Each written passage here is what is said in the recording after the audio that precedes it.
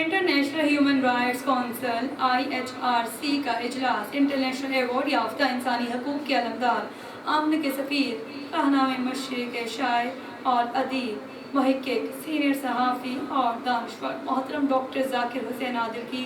زیر صدارت منعقد ہوا۔ اس حوالے سے تفصیلات جانتے ہیں کراچی سے ہمارے نمائندے جاوید محمود رئیس سے۔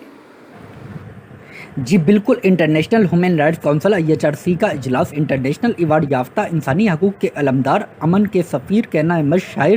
ادیب، محقق، سینئر صحافی اور دانشور محترم ڈاکٹر ذاکر حسین عادل کی زیر صدارت منعقد ہوا، جس میں عید قرباء کے موقع پر IHRC کے امریکہ سے آئے ہوئے نمائندے اشرف اصفہانی،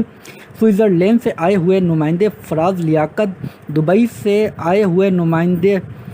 ثریا کوثر،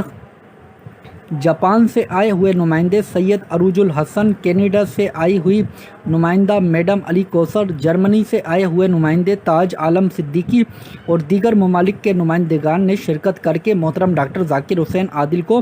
اپنی رپورٹ پیش کی۔ تقریب میں IHRC میڈیا سرکل کراچی کے سینئر و ٹیم نمائندگان آصف اکرم، جاوید محمود رئیس، سید قدیر شاہ، وحید منظر،